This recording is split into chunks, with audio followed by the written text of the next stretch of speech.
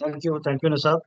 So, a very good afternoon to all the respected dignitaries, esteemed speakers, learned members, and dear participants. On behalf of the Digital Accounting and Assurance Board of the ICAI, I extend a very warm welcome to all of you to today's webinar on decoding the 100 series of information systems audit standards. Friends, today's session is extremely significant as the profession is operating in a increasingly digital environment. Business processes, financial reporting systems, governance mechanisms, and assurance functions are now deeply dependent on information systems. In this background, information systems audit standards provide an important framework for strengthening the quality, consistency, and credibility of information systems audit and technology assurance engagement. The 100 series of the ISS, the Information Systems Audit Standards, forms the basic foundation of overall framework. It provides the broad principles, objectives, and professional approach required for undertaking information systems audit assignments in a structured and disciplined manner. Our chairman, CA Dayanava Sharma sir, will be joining shortly. And for his welcome remark, we'll be waiting for some time. But we are also honored to have our distinguished speakers for today's technical session. We have with us Shri Harish Dua sir, who brings rich experience and deep insights in the area of information systems, forensic accounting, governance, and technology assurance. We also welcome CAR Vittal Raj sir, a renowned expert in the domain of information systems audit, IT governance, cyber security, and digital assurance. Welcome to you, sir. Well, we are confident that today's session will greatly benefit members in understanding the purpose, structure, and practical relevance of 100 series of information systems audit. So before we, I think since our chairman has not joined yet, so we can start with the technical session directly. So today's deliberation will focus on decoding the 100 series of ISIS, which is foundational understanding the broad principle and professional approach of ISIS assignments. I now request our learned speaker to commence the technical session. So over to you, Harish sir and Vittal sir.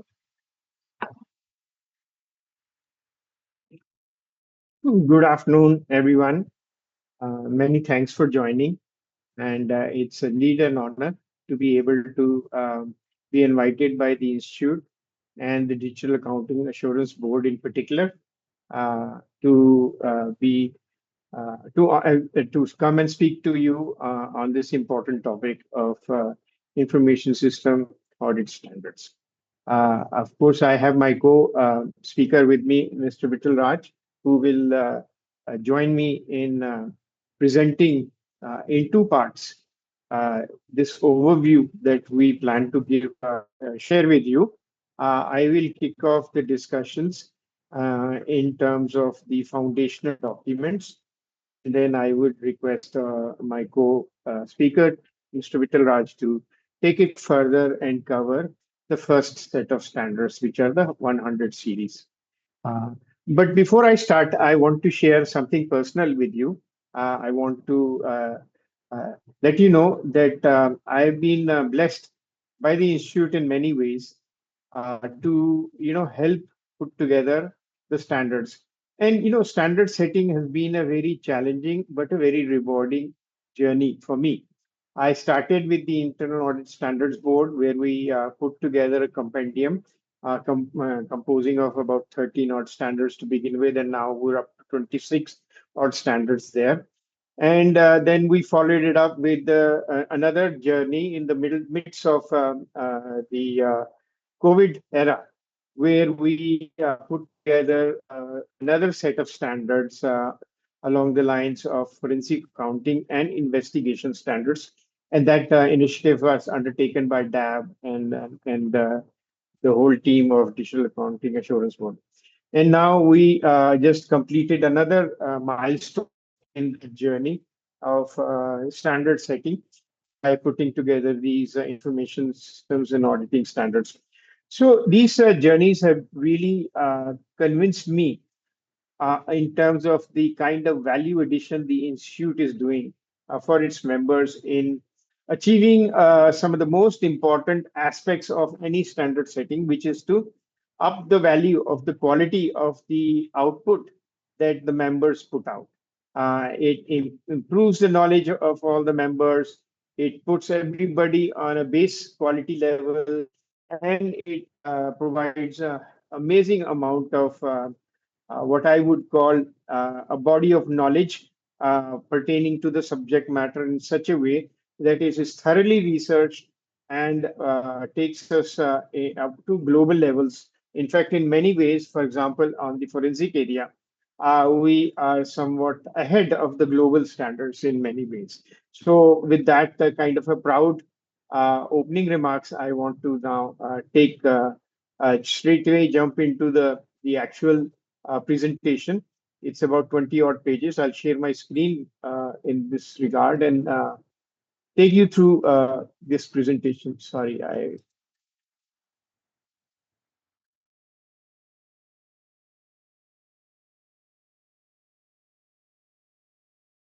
okay. Are you able to see my presentation, the foundations?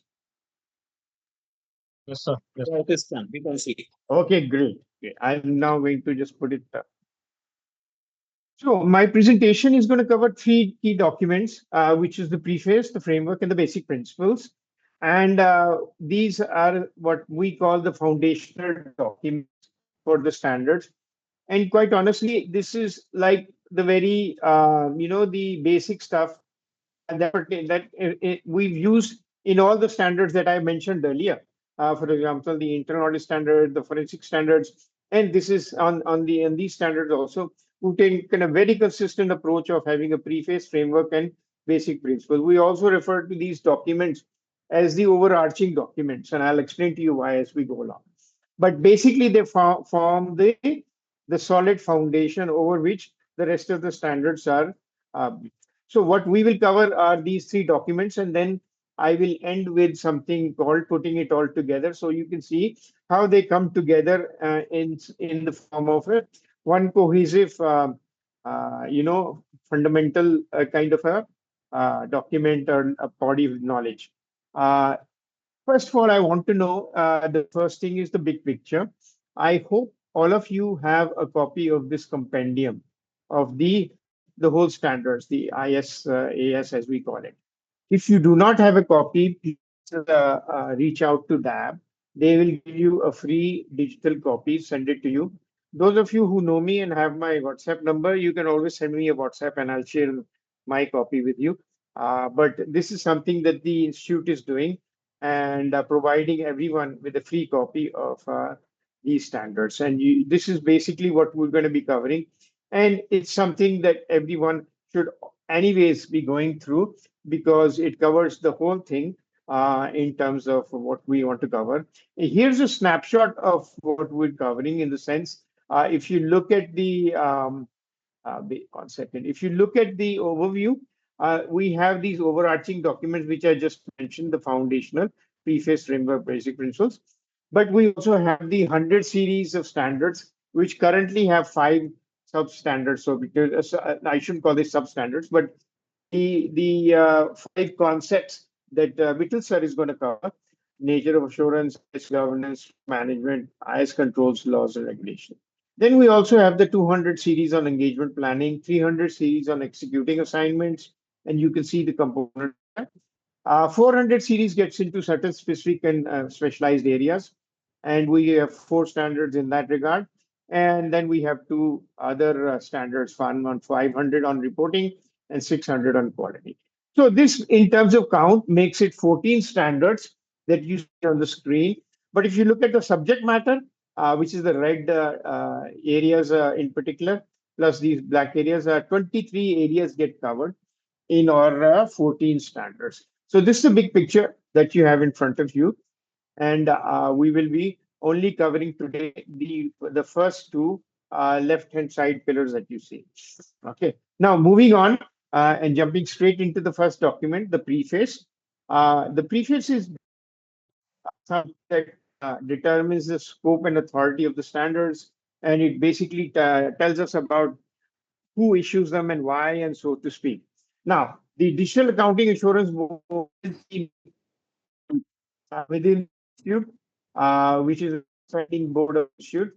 And under the authority of the institute council members, the DAB undertakes the whole process of developing, vetting, checking everything, and then going through the whole six-step process of releasing these documents. Now, the one thing, main thing to remember is these are principle-based standards, which means that they basically guide the professional, you and me, to set what is expected. They focus on the outcome of our work. They don't go through the process of how we ought to conduct our audits, but they stipulate that once you've completed whatever process you want to undertake, the outcome that comes out of that work should meet the set standards. That's basically what the standards are all about. And they set the minimum standard required to undertake these engagements. And why do we do that? Because it benefits all our stakeholders in a big way. For example, if you are a professional, you know what you are expected to deliver. If you are a user of the professional's outcome, then it basically gives you them the indication of what kind of quality can they expect. If you're a regulator and other government agency, they can basically take comfort from the fact that there is a very standardized and high quality approach and outcome that's going to be coming from the work that we do. And of course, for everyone, all the stakeholders, they get a lot of knowledge in terms of the manner in which this body of knowledge has come together and what is it indicating to all of us, and gives us practical ways of undertaking the work. Okay. And every standard is done in a very simple and section format, meaning in 4 or 5 pages, most of these standards take the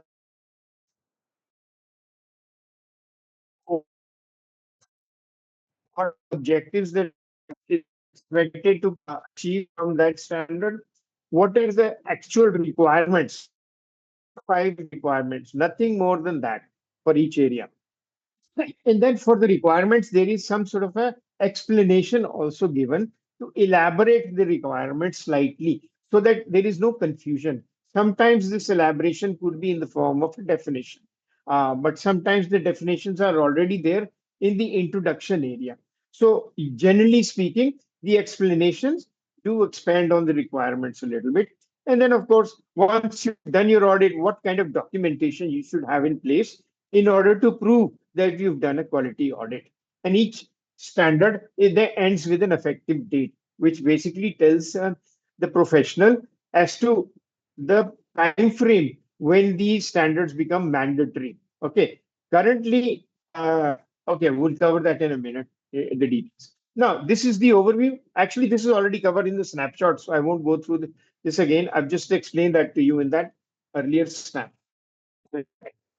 Now let's talk about the mandatory nature about these standards. Um, Once these standards are issued, they are generally issued in recommendatory forms so that everybody can get to know the content and appreciate the requirements in a much more reasonable manner. Now, these standards that we've issued in February that you saw on the compendium page have been issued with a 6 month recommendatory period. Meaning in August 26, the council will relook at these standards and decide which ones, either all of them or some of them, will be made mandatory. Or they might even go ahead and extend the period of recommendatory to another 6 months or whatever. It's up to the council. But the idea is that eventually they will become mandatory. And therefore, all audits that we as professionals undertake will be expected to follow these standards, provided these standards apply to us. They may not apply to all the engagements, which we'll talk about little later. Um, and there is a clear indication that if you are not able to comply with them, then you are expected to explain the reason behind non-compliance. For example, it might be very impractical to do it, or it may be immaterial to comply with it because the risks are high risks have already been taken care of, and only small minor risks are impractical to. So, whatever the reason for non-compliance, we just need to mention. Okay. Now, these standards, after they become mandatory, will be supported by certain recommendatory material like an implementation guide or a technical guide. Implementation guide will guide the professional how best to apply each of the standards given the situation. And the technical guide will get into certain complex areas. For example, in certain industries, there might be a greater need to cover certain areas like a fintech or whatever. Or if you're coming from a financial sector or an insurance, so there might be a need for technical guidance.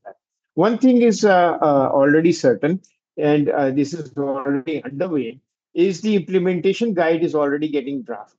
And it's very likely that the standards will become recommendatory concurrently with the implementation guide that's getting drafted.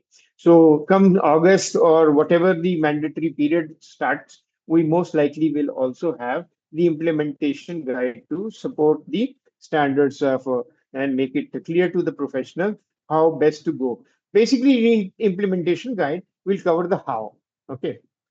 If the standards cover the what is expected, then the implementation guide will cover how it's expected for the professional to proceed. For example, if we're talking about planning, okay, the planning standard will tell you once you've completed the planning, you're expected to have done A, B, C, D, E, and E. In other words, you ought to have understood the environment, you ought to have had a discussion with the stakeholders, and so on and so forth. That's the standard.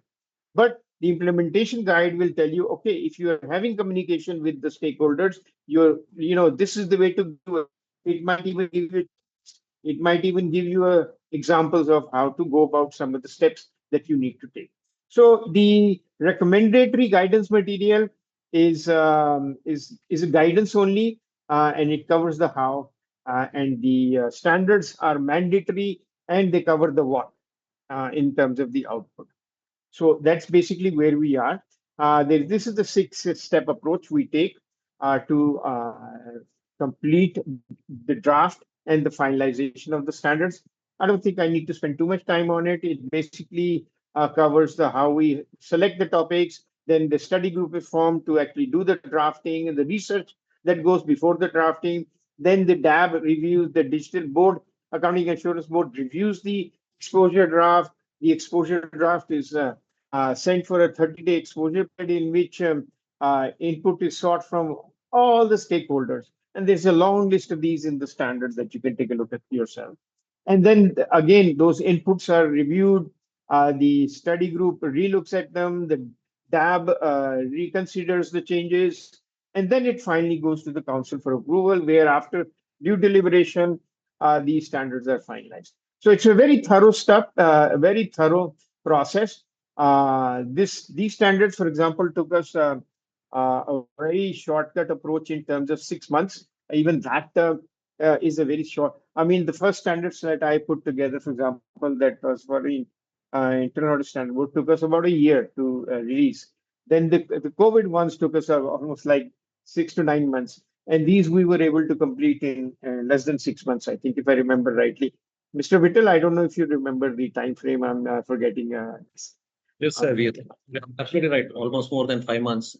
But Five it's took months ago. for So that. it was a big team. Almost like 50 odd professionals were requested to come and contribute as part of the study group and help support the drafting process. Very extensive exercise, going through a multiple level of reviews and con calls and video calls and all of that.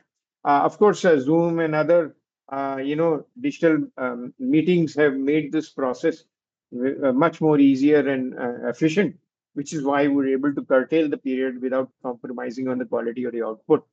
So that's where we are.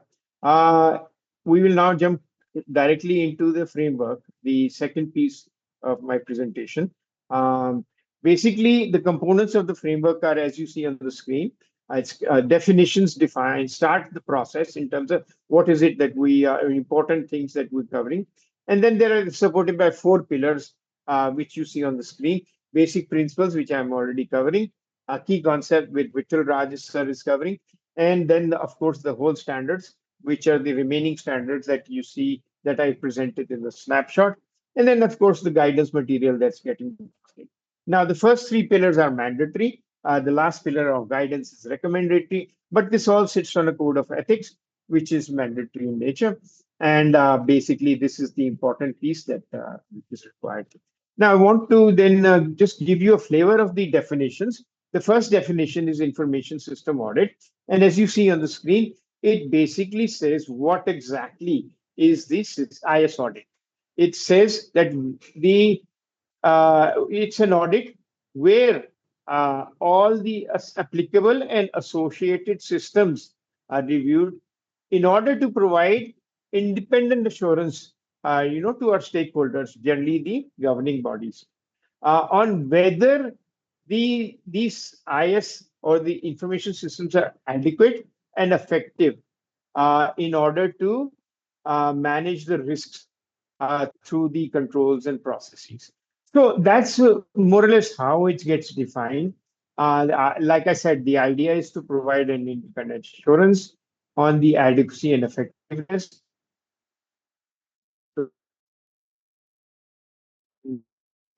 and are getting mitigated through the controls.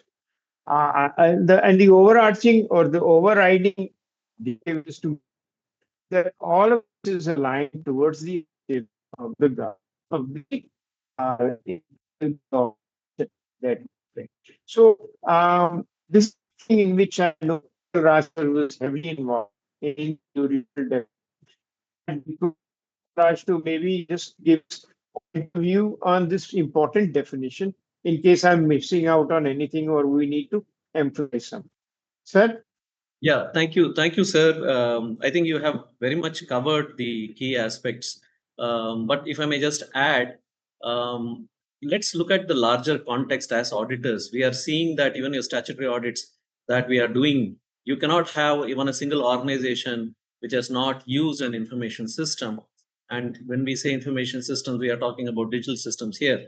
So therefore, it is very important for the management to see how do we place reliance upon something that is being churned out by these systems, because there is very less visibility for somebody like a member of the board to really get an assurance to say are these systems really doing what they should be or supposed to be doing. And we already seeing what is happening worldwide with artificial intelligence. And if you see earlier, if you look at the multiple systems that they have, and we can only imagine that going forward this is going to be more and more intense, wherein significant part of the organizational processes would be autonomous, as they say. So that brings in a bigger problem of widening trust deficit, and especially the digital trust deficit here. And that's where the role of the information system auditors becomes all the more onerous.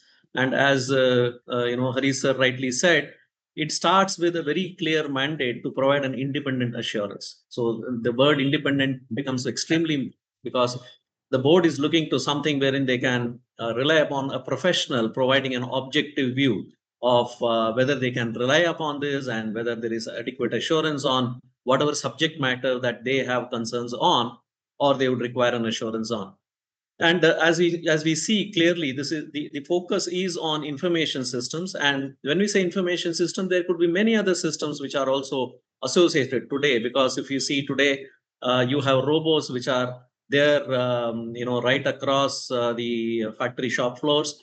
You could have drones flying everywhere. But then if you primarily see, these are also coming broadly under associated systems. And there could also be, for example, if you take a bank, you could have the ATMs and the the significant amount of payment mechanisms that also kind of co-join in terms of making the entire operations which are completely automated across. So that is where the need comes, is with regard to the adequacy and effectiveness of these information systems and the controls around them and the processes, which obviously brings in the governance risk and compliance perspective to manage this risk. So ultimate idea today is, as we all know, we have significantly migrated from the controls based audits of yesteryears to risk based audits or risk oriented audits.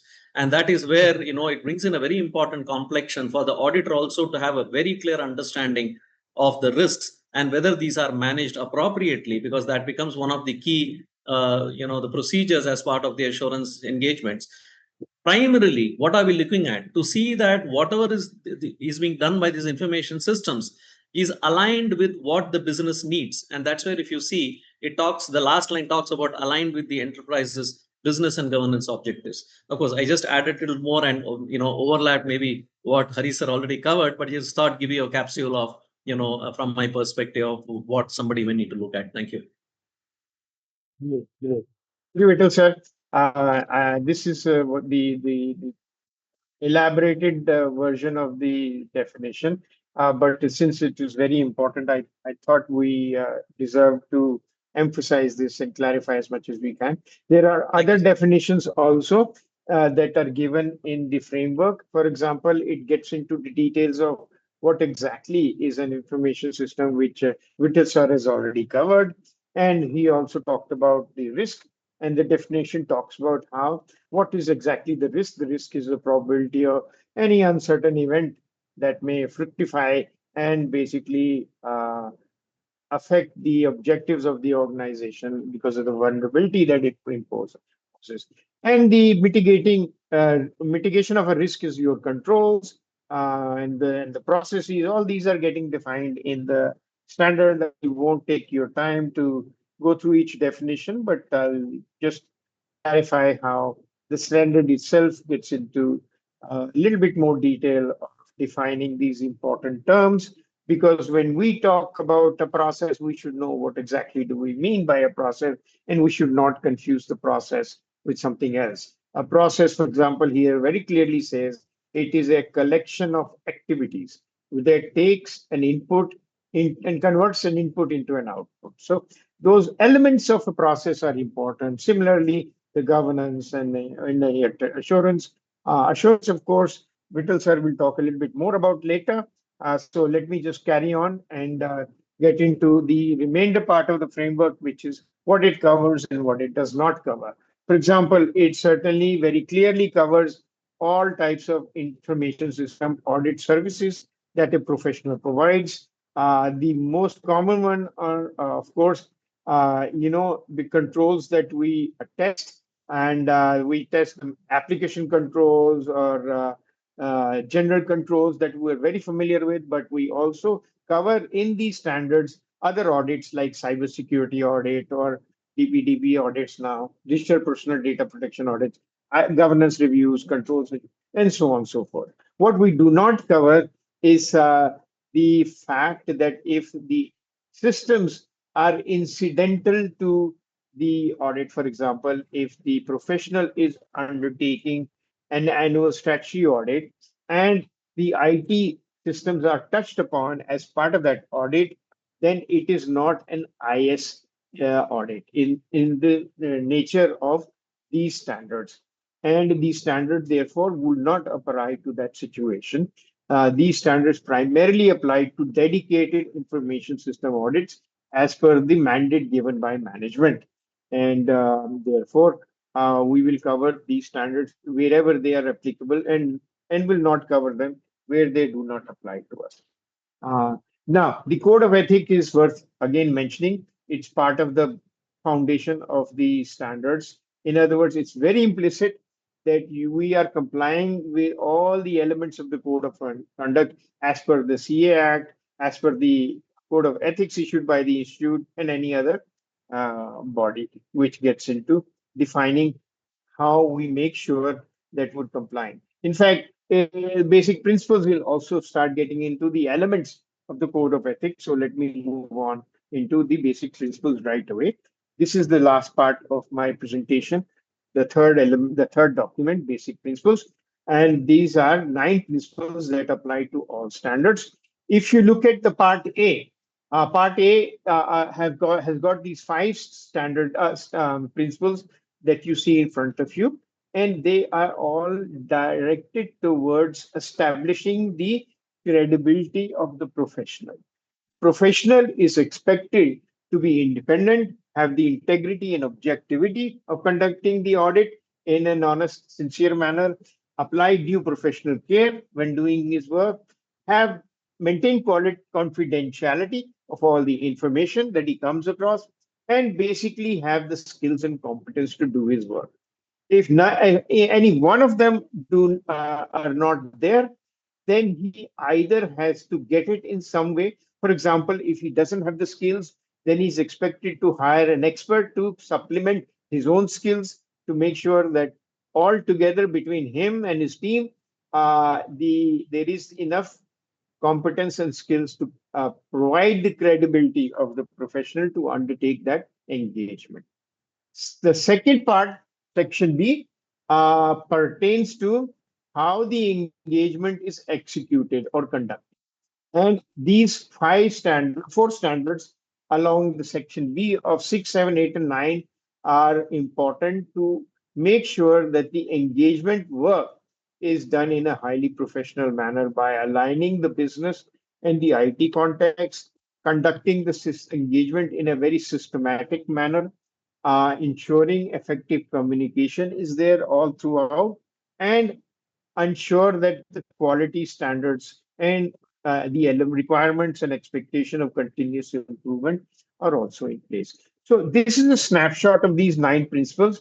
Again, it's best that you go through them yourself as part of the compendium when you get to read it.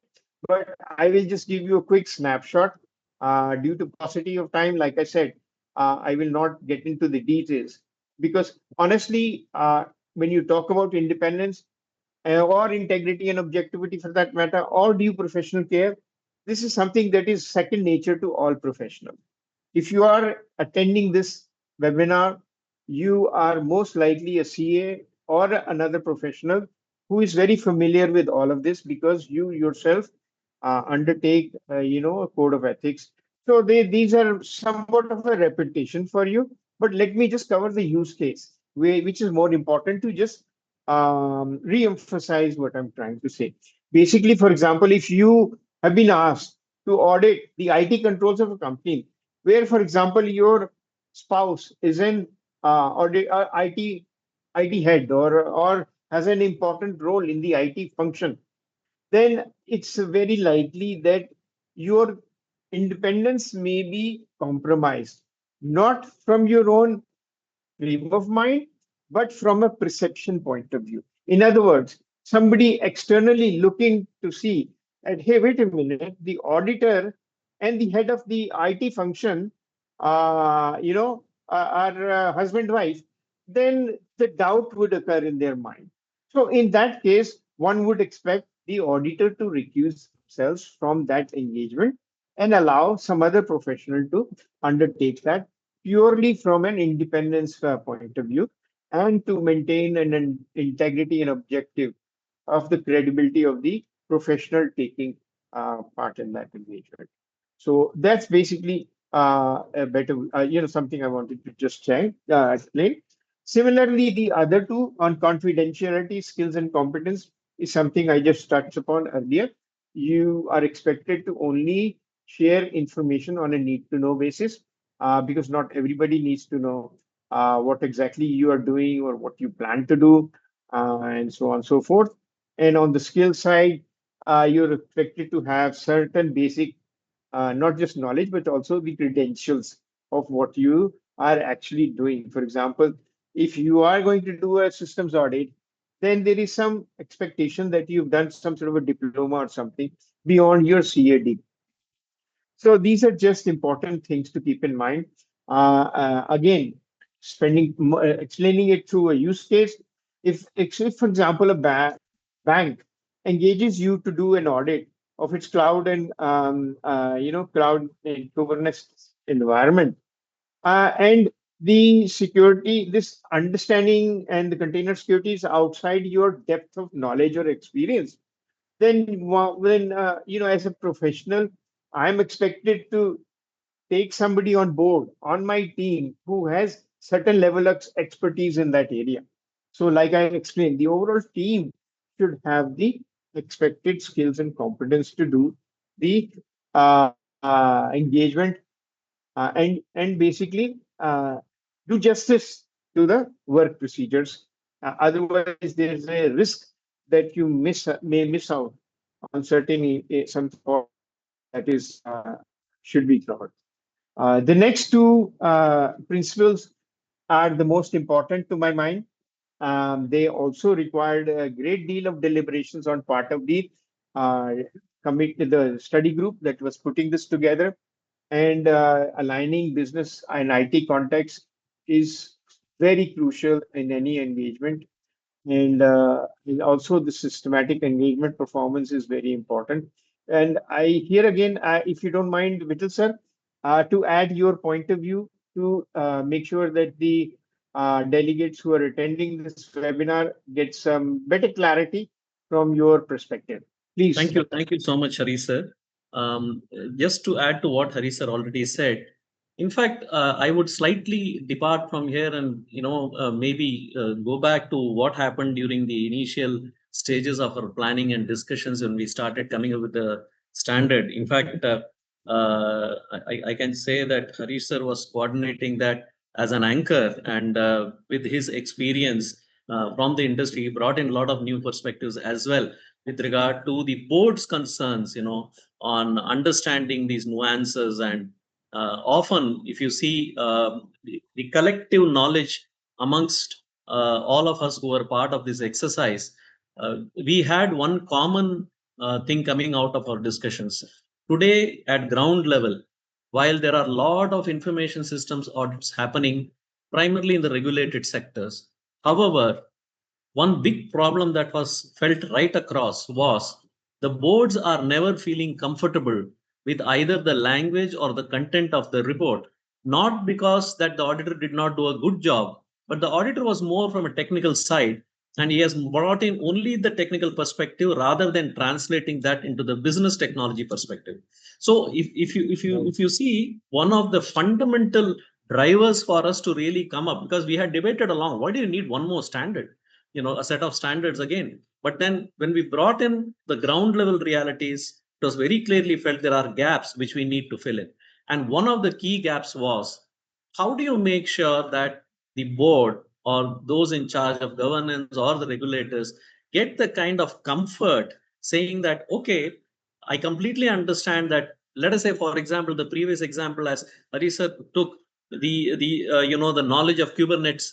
And if I don't have that, and you go to the board and say, oh, in Kubernetes, you come up with a lot of jargons and you say, oh my goodness, this has gone wrong, that is gone wrong. They only get perturbed, but without understanding what is the quantum of impact or the extent of impact on the business.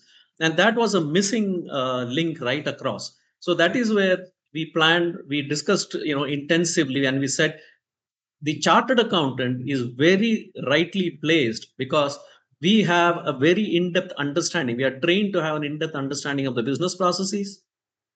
We obviously understand risk management. We are trained to do that. We obviously understand the entire audit process, the way it should be done, copybook style. And of course, one thing that we need to catch up on, because every business is already going there, is to get the digital part of the knowledge right. And once we combine this becomes a deadly knowledge, because we're able to, go to the board and confidently tell them, hey, you don't need to worry, or you need to worry, because this is where a business is going to be impacted. Or you don't need to worry, okay, this is a technical problem which can be solved. So that's exactly where, if you see, the aligned business IT context becomes one of the foundational aspects, if I may say, in conducting a business engagement, or even start planning around that. In fact, if you see our already existing standard, SA 315, very clearly covers that as part of understanding the statutory auditor, understanding the entire information processing environment, which is a very key requirement there. So I think this kind of also borrows from there, at the same time looks at what is required today at the ground level, as more the number of organizations to be audited, even from the regulators stipulation, are increasing. I mean, increasing by manifold. And today, many organizations are already pretty confused to say, I mean, we need some kind of assurance. So that's where the first is to put in the business IT context where the auditor should command and the understanding of saying, hey, this is exactly what you require. The next question comes is obviously, how do I know that the audit that is being performed would always deliver, whether A does it or B does it or C does it, a reasonable level of delivery or from the performance as such.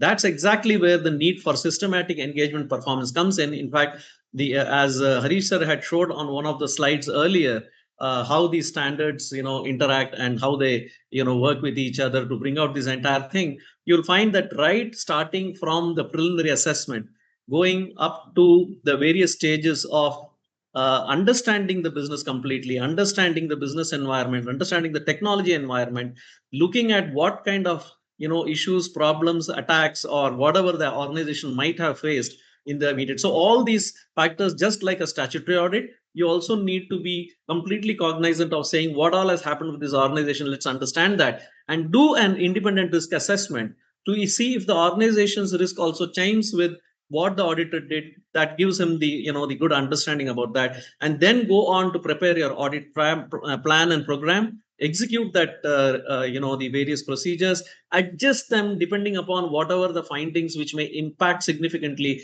on the risk posture that you have arrived at, and then come up with a report which talks about the business technology language of this and brings out clearly, hey, this is what you need to do, or this is what is the cap. That comes out clearly as part of the auditor's report. So that is where these two principles are kind of foundational in a way from the current perspective. Because if you look at the number of IT regulations, they have gone somewhere. I mean, worldwide, if you see, the number of regulations are significant, all of them emphasizing risk-based audit, protect the business interest, be aligned with what's required for business. So that is where I think these were, I would say that these two are two of the gems that I think our institute team has produced, I must say. So that is where it stands out. Thank you, sir. Back to Great, you. great. Thank you, sir, for that clarity and emphasis on these two important principles. The last two are somewhat straightforward in the sense we know that communication is very key to all of the engagement procedures and processes. In fact, there is a standard that gets into this aspect a little bit more in terms of what is expected of the professional, which will get covered later on, and quality and continuous improvement is also pretty straightforward. Use case here is worth mentioning that, for example, if the audit uncovers certain critical vulnerability and the CISO would wants to, let's say, downplay that and doesn't want the auditor to maybe even communicate to the board. But the auditor is expected to use very effective communication methodology or language that allows him to fulfill his obligation of communication to the stakeholders and make sure that without causing too much commotion, the message is delivered in such a way that the board can take appropriate action. So these kind of effective communication things become very important in the manner in which we conduct our work and deliver our output. And those kind of things are very important and gets very nicely covered in these standards. And the last, of course, in order to bring it all together and to more or less conclude my part of the presentation, repeating the key aspects of in terms of 5 steps. Step one being to go through the preface. As part of the preface, make sure we understand how these standards have come about and what they cover. Step two is to look at the elements of the framework and make sure that the scope gets defined very clearly. And sometimes, for example, the standards may not apply altogether, in which case you won't proceed further because you will, for example, follow the auditing standards, the general auditing standards, if the statutory auditor is taking care of the IT area as well and all. So step three would be to make sure that you have undertaken all or you fulfill all the 5 credibility principles and will not have anybody questioning whether or not you have the authority to conduct that audit vis-a-vis, for example, your skills or your competence. And then, of course, the engagement principles that we just covered, vis-a-vis making sure that the manner in which we go about doing our work is very systematic and linked to the objectives, incorporates risk assessment, and so on and so forth. And final step is, of course, communication to provide that assurance. Now we will move on to the okay, these are the five carry forwards. This is like the encapsulating last page in which the whole thing is getting re-emphasized in terms of the authority of the standards, the structure in which they are organized, the scope and the manner in which we go ahead with regard to completing the work by ensuring the basic principles that we are expected to cover. So I don't know if we can do any Q&A, but if there is some way that anybody has any questions, maybe towards the end of the presentation, the webinar, we will maybe entertain those questions together between Vital sir and I. I'm not going beyond this now. I'm going to take the request Vittal sir to now take over from his own presentation. I think yes, he has his own presentation, which I'm stop sharing the screen now. And Ankur, do we carry on, or let us know if we need to break in between to accommodate the messages of Chairman sir, if We can he is continue, able sir. to. We can continue for now. All right, sir. Thank you, sir. Yeah. So, Vittal sir, please take over. And Yeah. if you feel the need for me to, chime in somewhere in between, please do so. Thank Thank you you. so much, Hari sir. I think you have laid a very strong foundation, no doubt, for the further deliberations.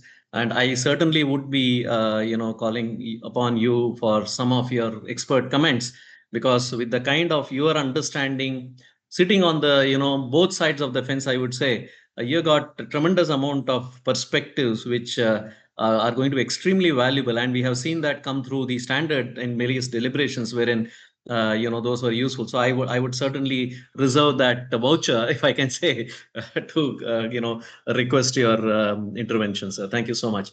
So I think we have about little more than an hour. So let me quickly take you through the key concepts here, as the standard itself says. Now, one of the fundamental things we have to understand is why do you require a standard on key concepts, which itself was one of my key questions that was hanging around. Is let us please understand that unless and until we have a common language with regard to understanding, both from the management side, which is obviously one which is going to look at such assurance services, and the user of these reports. In many cases, as we know, like for example, in your statutory auditor, the user of your report is obviously the shareholders. So it is important to understand who are going to be the users. In systems audit, you can also have the regulators, who can be largely sometimes the users, or even the board or the audit committee, which wants an independent assessment, or sometimes it can even be right at the CISO's level, wherein he is looking for certain internal assurances as part of that. So it is important that when we have this conversation with these different parties, which obviously is part of the entire auditing process as such, it is important to ensure that when we use terminologies, and mind you, IT is full of jargons, but we need to make sure that all of us have a very singular understanding when we say, for example, governance, when we say, for example, information systems, risk management, or we say assurance, or we say, controls, or whatever. So that is where the importance of key concepts comes in. It also emphasizes that these are some of the important aspects that an auditor has to be aware to even plan and perform their engagement, because there is a role play that the auditor has based upon his judgment and his perspective to the entire thing. He may want to drive the entire engagement in a particular manner. So the depending upon the auditor's evaluation or understanding of how these concepts work in the proposed auditee environment, the auditor may have to look at whether the understanding of the scope is right, whether the understanding of what kind of technicality that would go in, because let us please understand there are a whole lot of infinite complex technologies that are working in every industry, and it is very important for us to see that how we understand this from an information systems assurance perspective. So therefore all of these do become extremely important as we go by, and we need to understand the maturity of all this before we really get down to scoping or planning our engagement as such. So broadly, as you see, we will be covering, of course, a glance which we already saw with regard to the 100 series, but we'll go a little bit into that. And the key aspect, which I said with regard to the information systems governance, and then information systems risk management, and what is the nature of assurance, which comes one of the the key aspects before you even plunge yourself into an engagement, understanding of the IS controls, and most important is the laws and regulations. So quickly, if you really look at what, as I already explained, this particular standard really brings in is a focus on core concepts and a kind of agreement on, okay, this is what we mean by these jargons, if I can say. So it defines all of them and puts a perspective with regard to the information systems audit process and the responsibility of an assurance professional. So if you see, why are they not inscribed as, let us say, standards, a separate standard each, is because the responsibilities could lie elsewhere.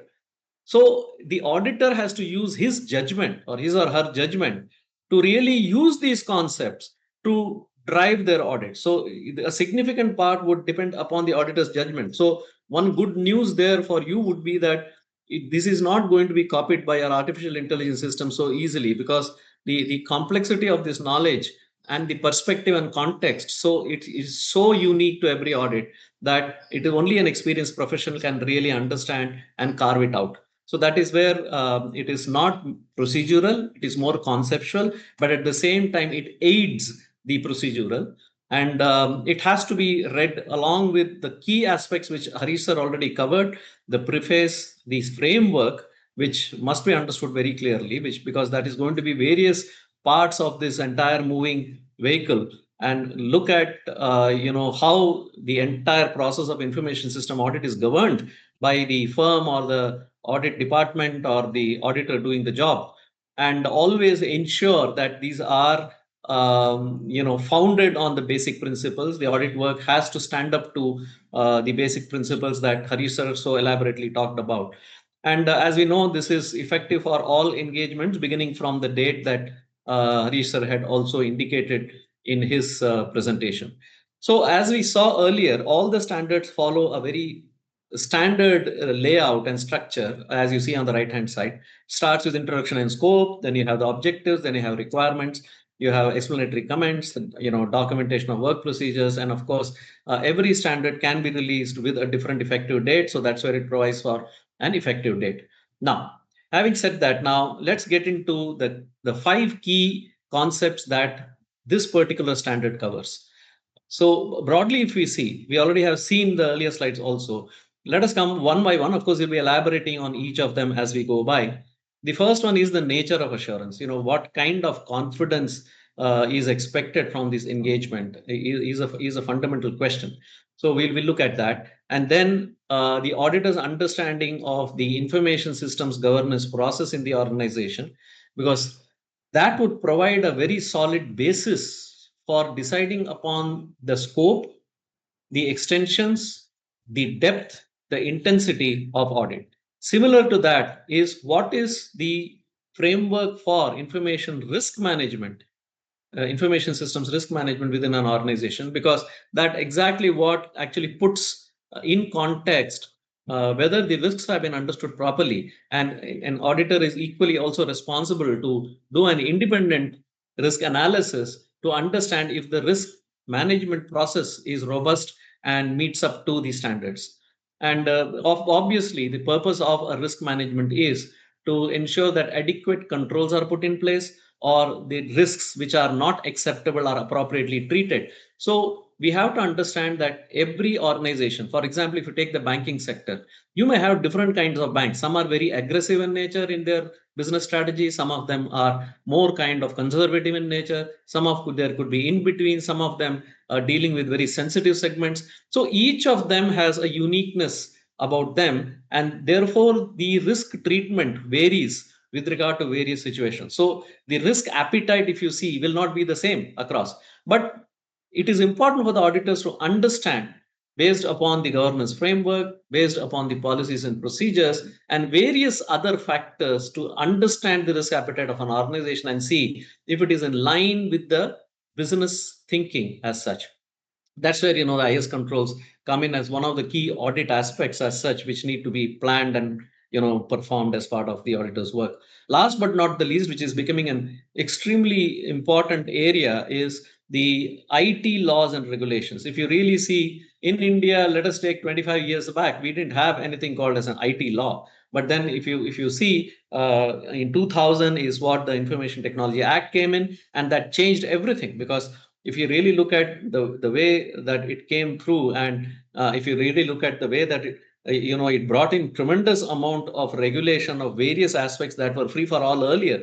It brought in protection of those who are relying upon these technologies, which can have their impactful risk side as well. And that is where recently, I'm sure you have been following the Digital Personal Data Protection Act, which starts with onerous penalties starting from 50 crores of rupees. But then that also hints at how the government is serious about protecting the personal data of individuals, especially when they are used in the digital environment. And then, of course, you have a plethora of regulations from Reserve Bank of India, the IRDA, the SEBI, the TRAI, and a whole lot of them as such. All of them dealing with either IT, information systems controls, or cybersecurity issues. So, where does this ISAS 110 apply? The auditor has to be aware that every engagement that examines anything related to the functioning of information systems controls, starting right from the governance, the structures, the oversight mechanisms, and the operational parts of each of these, which could run into stacks and layers of controls and technology, which could be something as part of what your scope could look like. Or the scope could be something that is already mandated under various laws. For example, there is an annual mandatory system audit that has to be done by various segments of the banks, the regulated entities there. And if you really see, the SEBI has come out with a very, very robust framework for risk management and resilience. And that again could be another requirement, where it clearly says that need to be audited annually. And there could also be something which is requested by a customer of an organization, saying that they want you to get this thing done. Or there could be engagements which is requested by the board itself, or coming from the audit committee, or the compliance head, or the CISO. So all of them comes into this perspective of scope. But we get into the areas which doesn't apply are, for example, an example could be an agreed upon procedure, which I'm sure is not something new to this, which we also seen in the accounting side, is aspects here like the organization says, please perform a BAPT report on, let us say, A server or B targets, and give me a report. So here it is a very straightforward thing. It's a kind of a fact-finding exercise in a way to really perform these procedures and present the result. There is no opinion required from the auditor here as such. Then also you have the non-assurance engagements, which could be things like a whole big practice lies in advice, consultancy, assistance, where there is no question of any opinion involved here. And these are obviously out of the ambit of the standards here. Then, of course, last but not the least is where you have engagements with regard to business technology risk and control orientation, which is not material to the outcome. So there could be some other audits, maybe part of the ESG or whatever, wherein it doesn't have any bearing. Obviously, these standards don't get invited. And a very clear understanding also is needed with regard to the statutory external financial audits, because we already have a set of standards which cover significantly. For example, the SA 315, which I said, and the series under 700, and also various others like the IFC, the Internal Financial Controls. The institute has a guidance note on that. It is a law. So if you really see that those are the kind of primary assurance framework components that would dictate that. Therefore, the auditor may decide to use them more as recommendatory or more from a robustness perspective, or a higher level of quality with regard to their audits, but it is not going to be mandatory. So typically, as we see the use case also, the scenario could be that when you're asked to simply examine a system and give your fact-finding report, obviously there is no question of opinion there that comes in. So what are the key building blocks for an assurance engagement?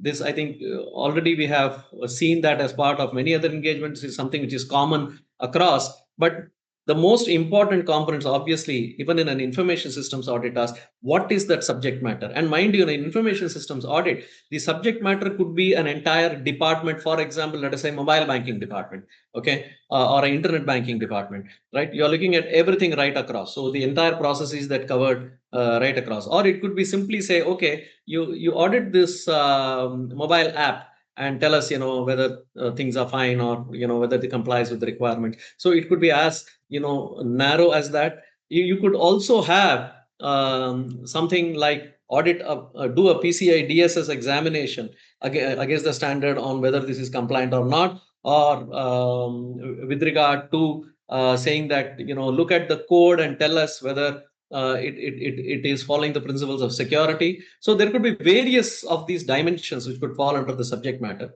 And obviously, once we have the subject matter, and we also understand what is the kind of assurance that is required, is where comes in how do we make sure that we are doing everything that is required and accepted by the industry, or the profession at large. And that is where the importance of suitable criteria comes in, which could be as simple as simply evaluating whatever we discussed on the subject matter against a regulation by Reserve Bank of India, or against the information systems audit standard or ICA itself, which could be one of the key criteria. Or the organization could simply say you do an internal audit based upon our policies and procedures, or it could be something with regard to a specific direction from any department to say that perform these. For example, you have the certificate, the control of certifying authorities, or you could have similar authorities like the MATI, and quite a lot of them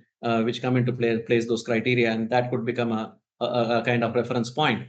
And there could also be, in attestation engagement, an assertion which is given by the auditee, claiming that we got all these controls, and we have put in all those various aspects of controls, and they give you a very detailed account of what they have, and say audit this and tell us, give us an assurance that all this is by design fine and operating satisfactorily. So that would fall under the attestation engagements kind of purview as such.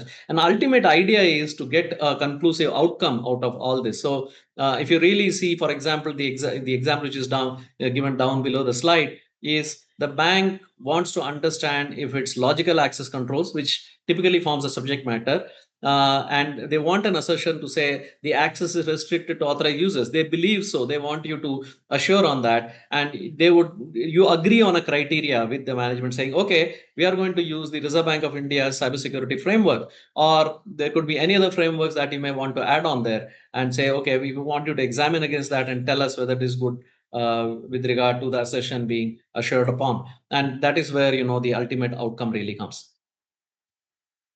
So moving on, if you look at the anatomy of typical information systems assurance engagement, it is similar to a financial audit engagement. And if you really see here, it starts with a three-party relationship.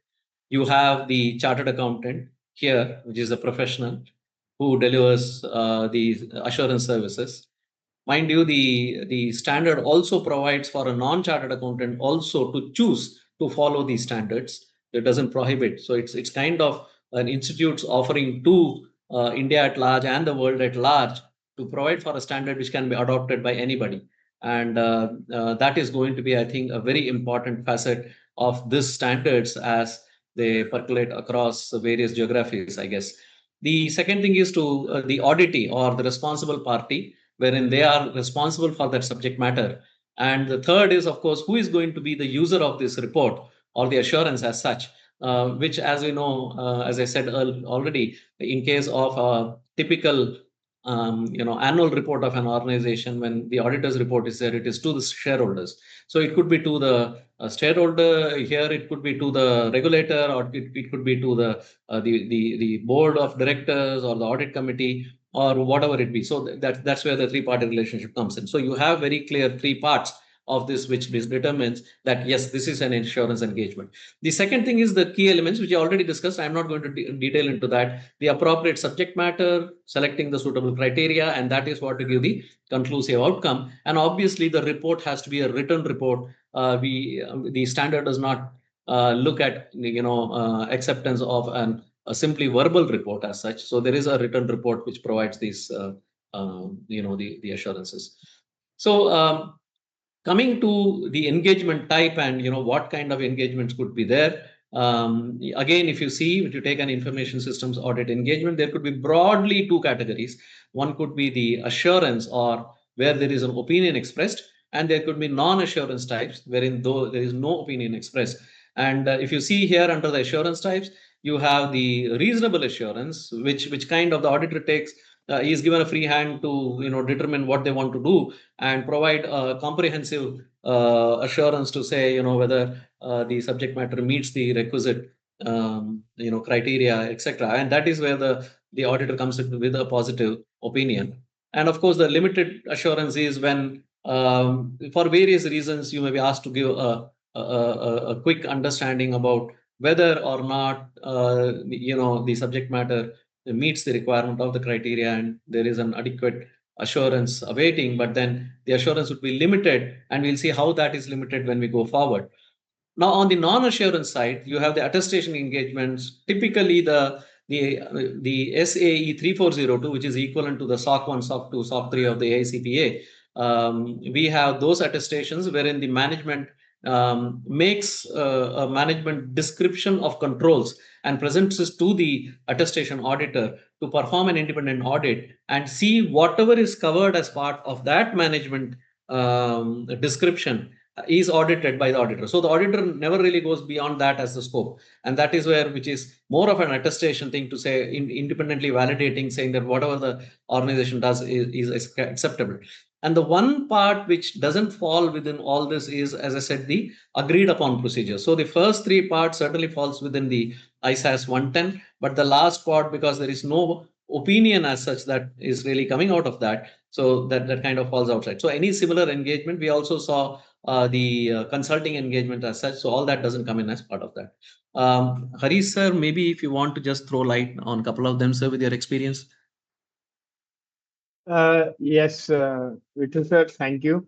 I think this is certainly one of the most important part of the whole standards when we talk about the key concepts.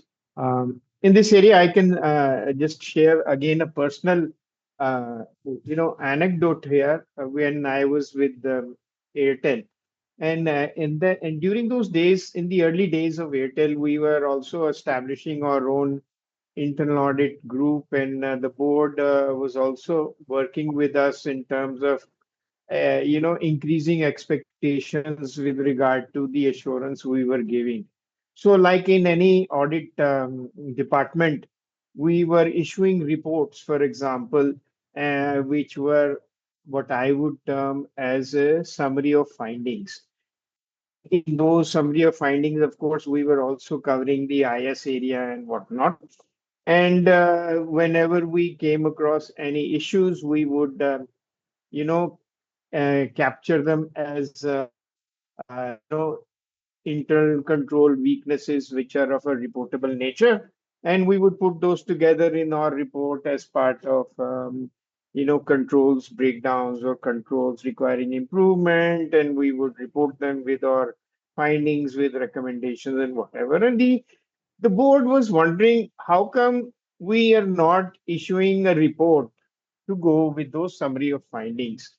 So we said, well, look, in internal audit, no such reports are issued of the nature that you see in statutory audits, which are standard templated audit reports that express an opinion. And in internal audit, we normally just present a summary of our findings. So the board said, no, no, that's not good enough for us.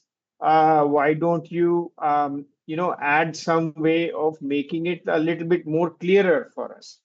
So we started off by saying, okay, what we can do is we can, give some sort of a risk rating to these findings so that you have a better sense on the importance, and you can you know, impress upon the management to address those issues in somewhat more urgent manner if the risk rating is of a high nature and so on and so forth. So we started our assurance enhancement in that manner.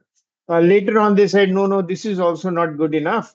We want to have you rate some of these findings for us in some sort of a sophisticated manner by percentages or whatever. So we developed something called an internal control evaluation, ICE rating.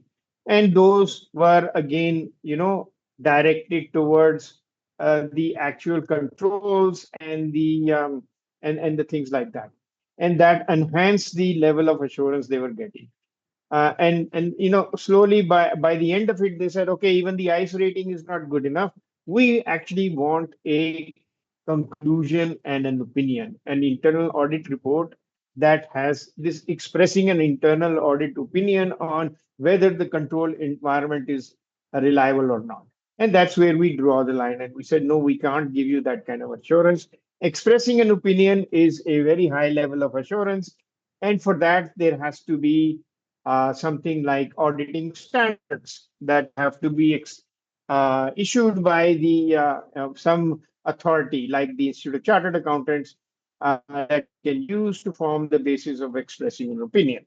And that's where we stopped because at that time in the institute did not have these internal auditing standards. So I'm sharing all this because now it's the first time, for example, in the IS area, now the institute has these standards, and these standards allow the professional to actually express an opinion. And if the uh, the assurance user, the board, for example, or a regulatory body, is asking for an assurance that expresses an opinion, then you automatically have the need to comply with these standards. So if you look at this page 8 that is showing this taxonomy, it very clearly says that if the assurance is expressing an opinion, then the standard would apply. And of course, the assurance can be reasonable assurance where the auditor is saying, based on the work completed, we can give comfort that there is no material weakness that is going unaddressed.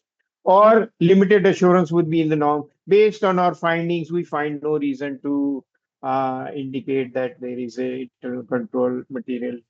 So negative or positive assurance, whatever the nature of the assurance, but it is an assurance that is expressing an opinion. And it's very important for the auditor to know that that written report carries a lot of weight. Your signature matters a lot.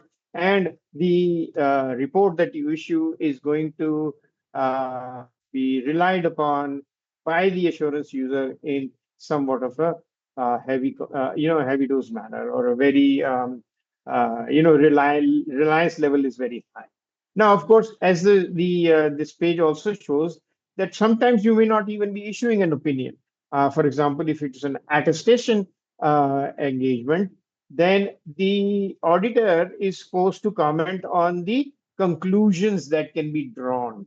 Okay, for example, the conclusion that validates that the auditee is in compliance with, let's say, IRB's or RBI's mandates or some other expectation stipulated by some other regulatory body like the insurance IRDIA or whoever. Okay, so even then you are providing some level of assurance even without expressing an opinion.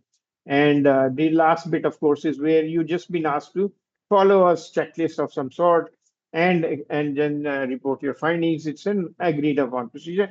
There you may be outside the purview of these standards. And that is basically what I wanted to emphasize, because it is very important that, having gone through a lot of deliberations at our end, that this is the manner in which we will have the standards mandate the manner, the nature of assurance that is to be given by the professional. That's Thank you so. so much, Hopefully Hari. that helps.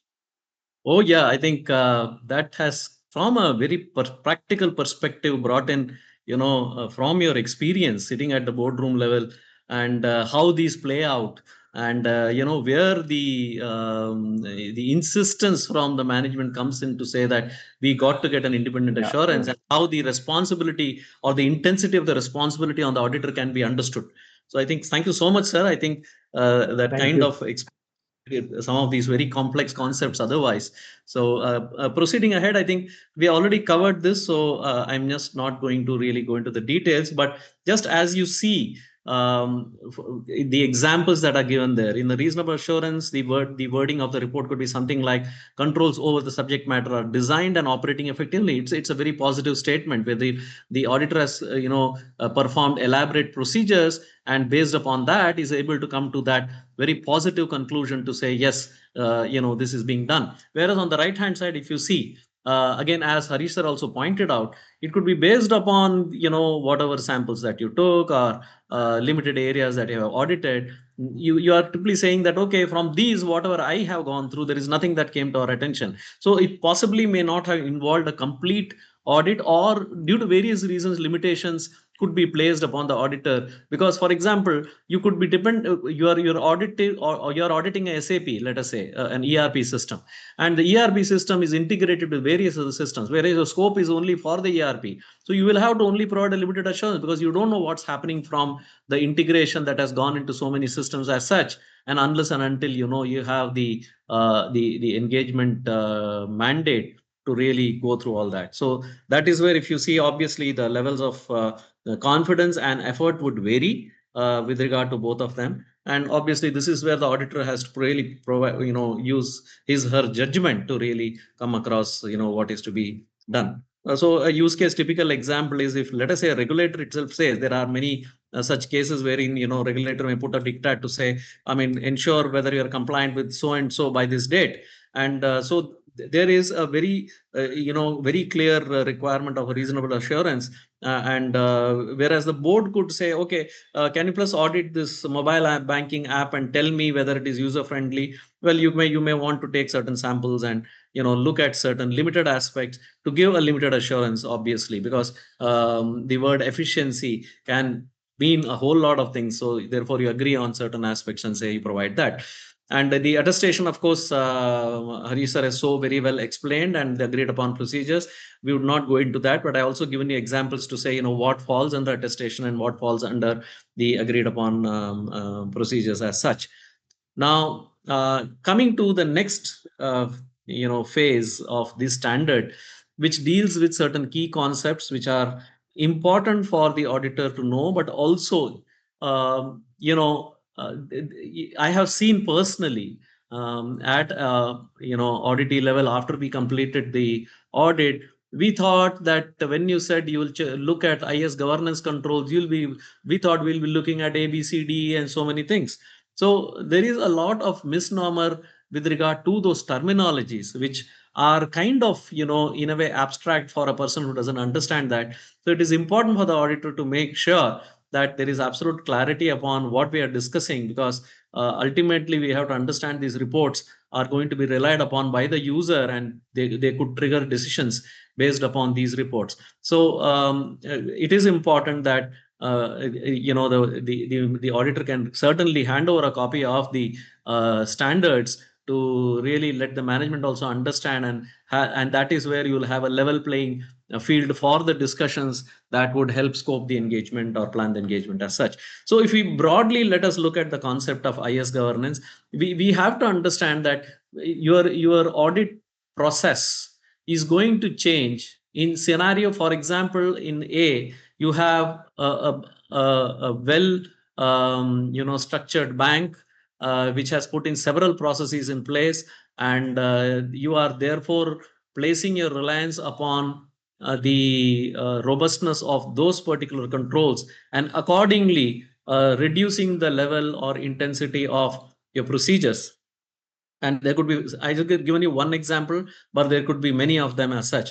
But what gives the auditor the credence about the information systems governance mechanism in an organization is constituted, as you see in the definition, by when you talk to the board, are they involved and they understand what is being done?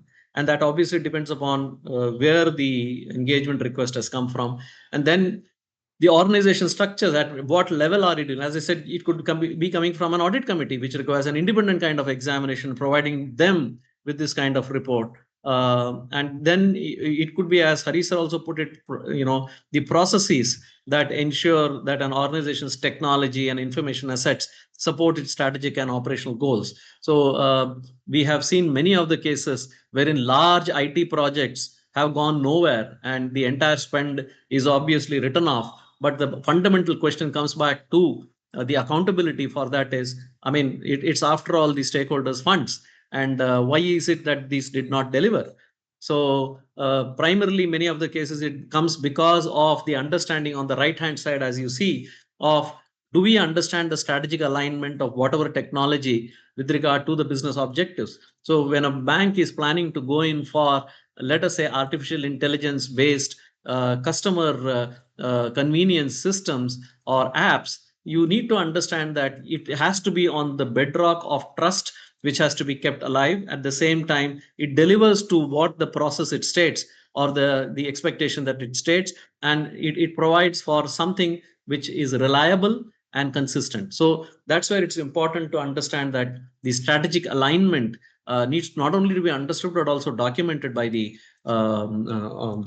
audit professional. And it there from there it integrates, between the various layers and the facets today that we have, which sometimes can be very confusing to say information systems controls, information security controls, cyber security controls, privacy controls. Each of them have a distinction with regard to the other, and therefore it is important for the auditor to completely understand that and make sure when these discussions happen, because these are used very interchangeably. Oh, we thought you will also cover cyber security, but then what is cyber security? So this can be sometimes very, very engaging. Of course, the standard provides for a separate standard also on cyber security and privacy also, rather calling it privacy, data protection. As we go further, you will see that. So integration of the technology and the cyber risk into the enterprise risk becomes extremely important. In fact, I have seen from my experience of working with various organizations, even the largest organizations, their ERM is completely disconnect from the IRM, the information risk management piece. Therefore, if you see, the risk register may not even capture the technology risk, or what I call as a business technology risk, which will be actually extremely sensitive to the organization. For example, let us say there was a ransomware attack and they are not able to retrieve either the backup or any of that. You are looking at a going concern issue here straight away. So therefore, we have to understand the impact on the business with regard to each of these, rather than getting lost in the jargons, which is very easy to happen obviously in this. So that is where that brings us to the aspects of efficient use of the resources, both in terms of the people, the infrastructure, the finance, with regard to deploying them through the digitization process or digital transformation, but ultimately measuring their performance. What comes on the right hand side, do they have a mechanism of really measuring all this, and is there something that tells us yes, these components are working? And there has to be obviously a very clear accountability with regard to the roles, the decision making authority with regard to various aspects of the IT. For example, who can go and change the interest rate in the banking software with regard to a large portfolio of loans? So that could determine a significant part from the business technology perspective on the business side. Whereas on the other side, can the system administrator, who is the chief of, let us say, all the system administration, have complete unrestricted access to all databases? So that again brings in a very important question. So need for, I just given you one example, but let me tell you, when it comes to the SOD audits, the segregation of duty audits, you will find tremendous amounts of layers and layers of controls that need to be attended to with regard to just the RASI controls, what we call, who is responsible, who is accountable, who is to be consulted, and who is to be informed. And last but not the least is obviously the bit which cannot be done away with is the compliance part and the ethical conduct and the information integrity part. For example, the board could say that nobody uses artificial intelligence, and it is the board directors who are not setting a good demonstrative example using that for all purposes. So that completely defeats the very purpose of governance there. So which means governance is always by demonstrative leadership, and it has to take into consideration the stakeholders' interests as far as, and that is where brings in the very important aspect of transparency through robust communication channels and timely reporting. So when information system auditor is looking at taking up an engagement, IS governance of an organization, once they have discussed on the preliminary scope, becomes a very important, conceptual consideration, which the auditor needs to take a judgment call upon and, accordingly use that. So again, there could also be calls today, which are on the auditors to audit the governance mechanism itself. And that is very interesting because if you take, for example, how CrowdStrike got hit, it brought down half the world because if you take the case of SolarWinds, the same thing happened. And what typically happened in this case was a tool provided by a vendor brought down the entire business because somewhere the internal controls were lacking. And some of them are very simple internal controls in a way. So therefore, that brings in the importance on saying, is your IS governance process itself reliable or not? Because let us please understand, unless and until you are able to reliably trust on a control, it doesn't really provide any assurance. So therefore, it is important to understand that governance brings in sustainable reliability. Otherwise, you can always keep on. I have seen organizations which keep on doing this VAPTs, and every time they come out with saying that, oh, this time our auditors found 200 vulnerabilities. Oh, the next time they are going to provide 400 vulnerabilities. But if you really look into them, the same persistent issues have got repeated right across, which means that your process is nowhere working. Are you celebrating the dashboard with more number of vulnerabilities found? Or are you really closing them, which are going to be harmful to the business? So that's where I think the entire pointer needs to move. So the IS governance audits can be very engrossing because you're looking at the people and the process part, and which drives the technology part is where you have the design and structure of up to what level does the involvement in the digital transformation and IS really go with regard to that organization? Is it starting from the board level or it is delegated to some management committee? Becomes a very important consideration because that kind of triggers the tone at the top. And then you have the strategic alignment. Does somebody understand? Does the business side understand the value of technology? Does the technology side understand the value of each business process? So that's where the strategic alignment comes in. And the IT strategy committee plays a very critical role, which is also a mandate from Reserve Bank of India for all the banks. Then you have the value and governance objectives. What is it ultimately delivering? Because traditionally, if you see, IT investment has been a black hole for the boards because it keeps on sucking money. They have no way of knowing how to measure the return on investment. Fortunately, all that has been changing over years, and there is tremendous accountability on the boards. If you see, Reserve Bank of India has brought in tremendous accountability on the boards with regard to information systems, control, cyber security, and IS audits. As part of many of these trainings that I do for the directors, I can tell you they come back and say, "Oh my goodness, we are not even aware about all these," and it's such a good thing that we know what kind of questions to ask. And the last one is, of course, the one to be audited is the performance management and measurement. Both of them are extremely important. You cannot drive a car safely without a dashboard. Let's be clear, and that is where the dashboards make a huge difference with regard to the quality of decisions that the organization makes as such. So. With regard to the governance controls, you got to have a documented framework of information systems governance which ties into your enterprise governance strategy, and obviously each of that has to be appropriately recorded in terms of the policies, the processes, the procedures. This constitutes the design, but the more important part is that design being put to use and practiced is where the operating effectiveness question comes in. And you will find many organizations have got a beautiful information systems security policy, or they could have a fantastic policy with regard to IT procurement, but then it is just made by a consultant and lying in the library of the boardroom, and nobody in the operational side really knows about what is to be done. So this is an absolute failure of governance as such, one of the indicators. So going forward, we have to understand that we have moved away from the controls based audit to more and more of risk based audit. I'm sure those of you in the internal audit space would know that all our audits today are risk based internal audits, because gone are the days of simply saying that, oh, transaction of 200 rupees missing. I mean, we are not even doing justice to the kind of economic value that's involved there with regard to doing such exercises. So it's very important that we understand the information systems risks as auditors, and that is where it is extremely important to distinguish between what are the inherent risks with regard to using various types of information systems, and is the risks are the risks being controlled by the management using a appropriate framework or a process methodology, and they are brought under control, which is within the risk appetite of the bank. And that is where whether the residual risk after treatment of all those risks is at an acceptable level is a very important question to be answered. So therefore, it is important for the auditor as part of his planning exercise to consider what are the inherent risks, how do you identify them, what kind of treatment plans have gone into that, and what is the status of residual risk with regard to the scope of that audit. So you look at the scope of the audit. Let's say the audit says that, can you provide an assurance as regards integrity of databases in the organization? It's a very wide scope. So which means unless and until you have an inventory of all the databases right across, you can't even start. Then comes, okay, the databases driven by what kind of software?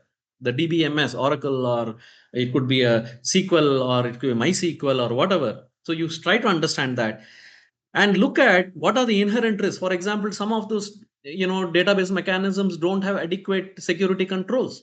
So you got to wrap them with additional layers of controls if they are to be at an acceptable risk, wherein the residual risk is within the acceptable level.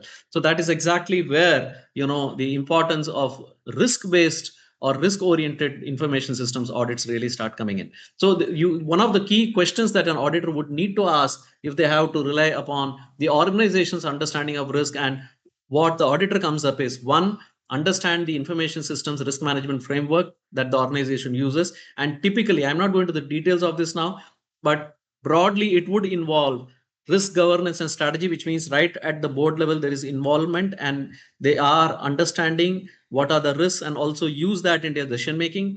Two, a very robust process of identification of risks. A risk could come from anything. It could be a new technology, it could be a new kind of cyber attack like the mythos or the fable that we are already seeing. It could be an artificial intelligence, which is a fantastic asset but also equally a very dangerous proposition. So obviously you have to have a risk assessment underlying that. It could be a law like DPDPA, which is suddenly posing a danger, wherein you could find that many of these organizations could even shut down, because if you take the marketing organizations or event management organizations, they are completely running on the personal data that they collect from God knows where. And obviously, if there is no consent mechanism that's there, they straight away you could question the very existence of that business. And then risk evaluation and prioritization is where you see whether in the context of the business, how serious are these risks, and does the organization have a risk response and treatment mechanism, and whether there is a risk monitoring and review. The ISO 31000 standard is a fantastic reference point for this. In fact, most of it is also borrowed from there as such. So the one of the engagements, the subject matter could be ask the auditor to audit their information systems risk management, and that is where, as I told you, you can use a standard like ISO 31000 to audit that, or you could have several of these standards even in ISO which can be used for audit of these the ISRM. It could also be from an internal audit point of view, wherein you could apply an internal audit risk management framework. So many of them, I mean, the criteria is something left to you, wherein you use your judgment as a professional to really select and agree with the management on this is what you're going to use. But let us please understand, when you start an audit and you find, for example, there is a small NBFC, they have little automation of their various processes. But then there is no framework, there is no policy. I mean, people are doing something but they don't know what they are doing, and they don't know how their work connects to somebody else who is identifying risks maybe, or do they pass on the information or identification of somebody. So you find that there are some practices, but there is not really a design of this, because that becomes obviously a fundamental point to really raise those questions, extend your audit, the extend the audit process itself. Because once you find that they are not really any processes, so you may have to dive in to find out what kind of incidents took place, what was the root cause of that, and what are the missing processes. So that could straight away fall within that ambit. But on the other side, and you could take a very large bank which has got very robust and mature processes in place. You can very well evaluate their design and say, well, you can place reliance on that, and once you place reliance on that, you can appropriately design the extent of your test procedures, and that is where you check whether they are operating effectively. And this is where the differentiate really comes in. So moving on, when we talk about risk treatment, one of the fundamental paths of risk treatment is mitigation. So which means that the organization is looking at putting in measures which will bring down the level of risk to an acceptable level, or what we call as the residual risk is within an acceptable level. So that's exactly where the primary things that comes in is understanding the control objective. I mean, you have the brakes in the car, and if I ask you, why do you need these brakes in the car? The ideal answer would be to see that we have no loss of property or harm to people, which is the fundamental objective of a brake. But then if you're going to get lost in, oh, is it a hydraulic brake, or oh, how many seconds does it take to stop? Well, those are dependent mechanism, but unless and until you have understood the control objective, there's really not really much a sense going into the controls or the architecture of controls as such. The same thing applies with regard to information systems controls. As we see here, the control objective is a specific measurable statement of desired outcome intended to mitigate identified risk. You suddenly find all the ATM transaction that you are drawing from the ATM, or let us say that you're performing on your UPI, are getting exposed on the internet. Would you be happy with that? Obviously not. So you're looking at measuring why these controls are failing, and first understand they are failing, and then look at whether the operations, the financial reporting, the compliance, etc., are effectively managed, to see that we understand the whys behind whatever is happening. So it kind of brings out that, and that's where you have control objectives obviously are directly related to risk. So you are trying to reduce that risk of your data being exposed on a public network, and ultimately then looking at the entire architecture and finding out the why, and understanding the root cause. And that is where the action orientation really comes in, if you see. So it's more of a desired outcome, which is obviously through an action oriented thing, and it is measurable and supports the assurance. So if you really see this, major job of the auditor typically is understanding risk, and appropriate to those risks, understand and audit the controls as regards that. So if you see broadly, when you take the category of various controls, as you see nested here, you have the information systems controls, then you have the information security controls, then in the core you have the cyber security controls. So typically, if you see, the more you go within each of this, the more it is intense with regard to the understanding of technology. The problem generally I have seen is we chartered accountants get completely disturbed when we see these jargons. Let me tell you from my experience, when I started, I was absolutely zero about understanding any technology. But if you stick to your requirement as a chartered accountant and ask those questions, you will get those answers.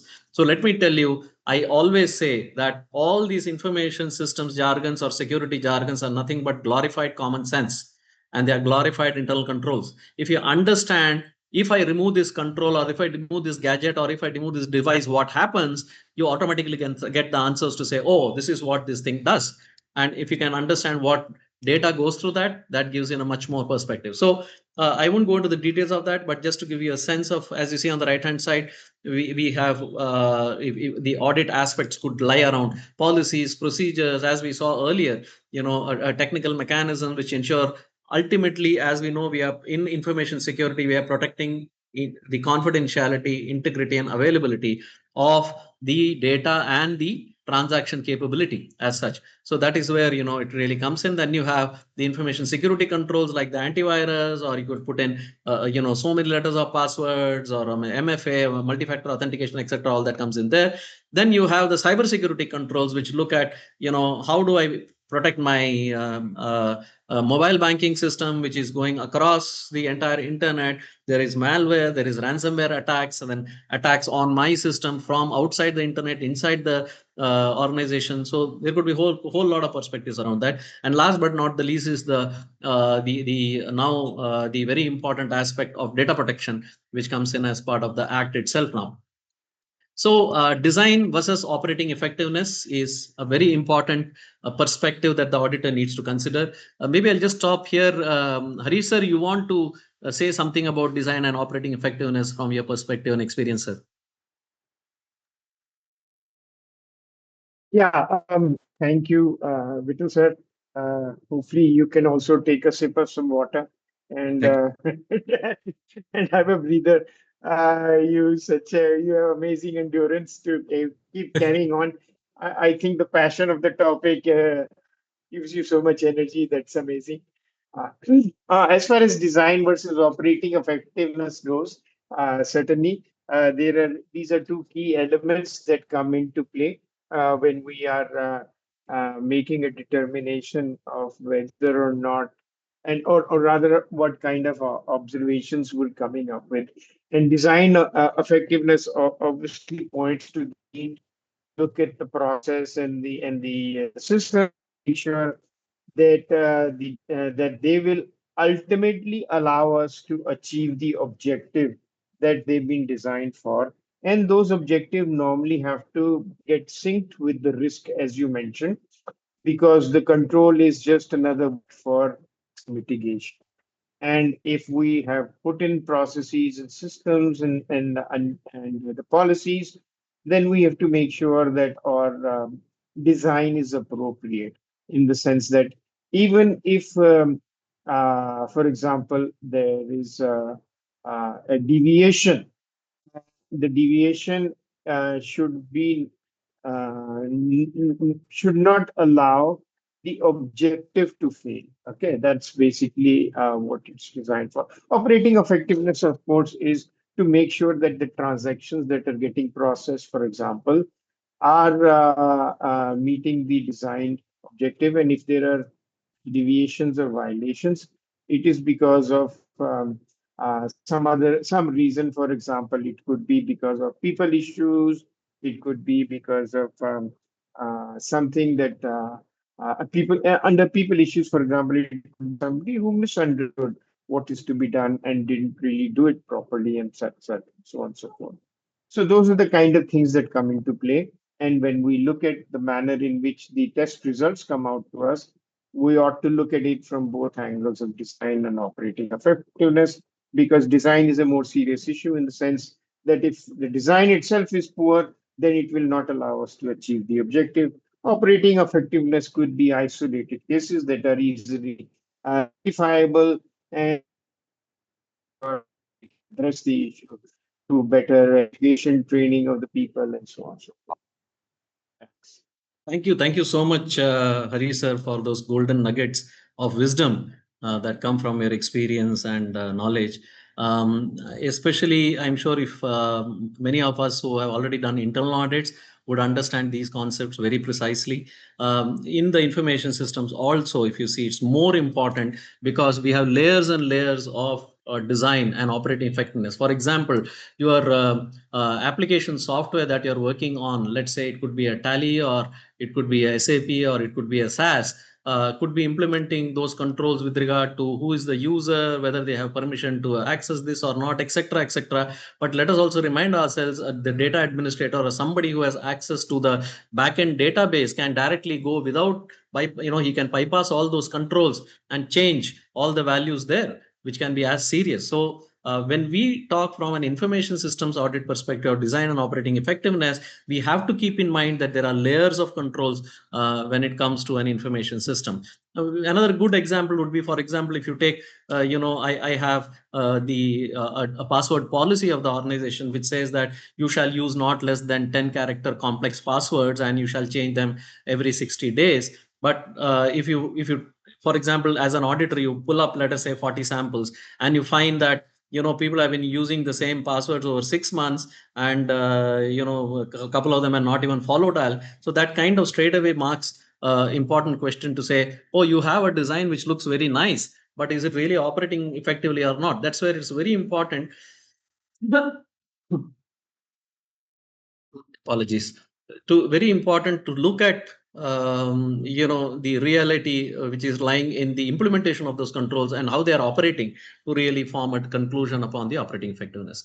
Okay, so with regard to laws and regulations, let me tell you, there is a process which needs to be around it, because obviously, as a chartered accountant doing an information systems audit, you have to take into considerations the key laws and regulations will be directly impactful on that. It doesn't mean that you have to look at a complete inventory of every applicable law and regulation. That's not the idea. The idea really is to have, as we say, a step-by-step approach. Number one, you should be aware there is something called, for example, I'm saying Digital Personal Data Protection Act, and you need to be reasonably aware to say what kind of consequences that brings in and what kind of obligation that it brings in, and what are the classes of applicability that comes in there. And then second is, obviously, in the context of an organization, put that and see, for example, if you are auditing a healthcare business as compared to, let us say, a departmental store, the perspective is completely of the risk with regard to privacy is completely different. So therefore, it is very important to have the framework which will, as part of the organization's work, to really identify which are high risk, which are high penalty, which are various upon various aspects. Because mind you, those would become one of the aspects of your scope, and possibly even the criteria. So when you look at that, then you get into what is it that we need to factor into this audit plans, and how do you come up with those findings. Very important aspect in a system audit is how do you correlate the various pieces of findings from the people, process, and technology layers, and come up with very clear understanding about what exactly is the risk that we are looking at. So these can be very important aspects as such. And last but not the least is of how you go about reporting them, because you are not here to make scary statements to say, oh my goodness, you are going to be slapped with the penalty of so and so. But the idea is to bring in that attention of the management of what kind of intensity that the attention that it requires, and ensure that that you are having the related aspects of the control related information being properly managed. So we are almost reaching the end of our session. Very important aspect, I don't need to emphasize, but as we all understand, documentation is key, right? The one that is going to protect you, to vouch for you, to say that you have actually done the audit as per the standards, is the documentation. So whatever it would be, every step needs to be documented, especially where judgments are made and the basis of judgments get recorded there. Because me tell you, especially most of our documentation today is electronic, and electronic documentation somehow finds its way to simply flow out of your systems, and you keep on searching for them. You don't get it where you parked it, or that system that you parked it is already moved away. So extremely important that you maintain that in a secure manner, so that the retrievability of that is as good when it is required. So in each of that, I'm not going to the details of that, but whatever work that you do, whatever evaluation that you do, whatever is the subject matter across, you document that, because those form the basis of your planning exercise, right? This is one area which I, when we were deliberating, I learned a lot from Hari sir also. Hari sir, I know you are a fan of this documentation. Would you like to add few nuggets, sir? Yeah, I mean, there is, of course, a separate standard in this area altogether because of the importance. Because at the end of the day, what are we doing? We are actually gathering evidence that will speak for itself. And if we have gathered a good set of evidences that if anybody independently is going to review, away from us in the sense, let's say I am a staff member and I've gathered all these evidence and I put it nicely together in the form of a file, and I conclude that there is no internal control issue here, then my boss or my supervisor should be able to go through those documentation and they reach the same conclusion that we have all the evidence we need to be able to reach similar conclusions. And at the end of the day, that's the proof of the pudding, so to speak. And in that sense, all the documentation that we're collecting with regard to all of these key concepts are so important to us. And the good thing is that one section of each standard gets into the details of is expectation from the auditor. Thank you.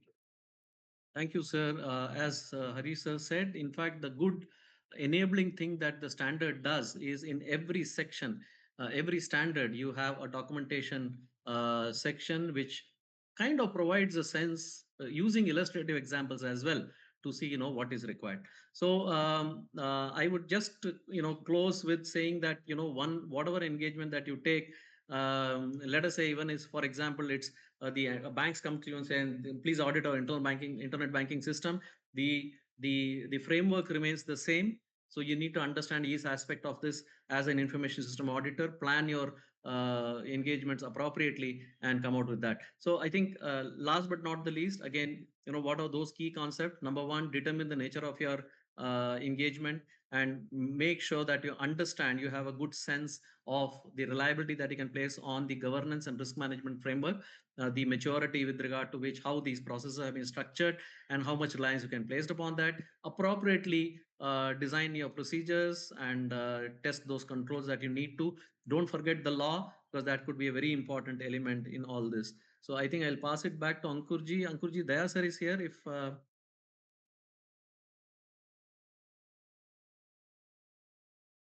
Actually, sir, Daya sir got stuck in the council meeting, oh, so okay. some agenda came up. Acha, okay. But sir, we do have few questions here. I have Yeah, posted in the chat box. I yes, shared one. with you and Harish sir. If you can take up few questions, please. Sure. If maybe if you can, uh, let me just see. No.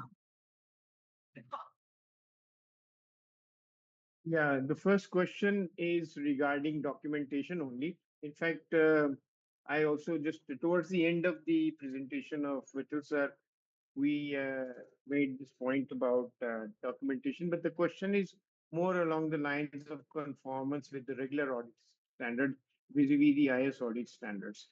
And I don't know, Vital sir, have you got the question in front of you? I don't know if you were able to. Not yet, sir. I'm just trying to retrieve that question. Okay, it's in the chat box, I think. Yeah, yeah. Maybe I'm just there trying to only. retrieve that.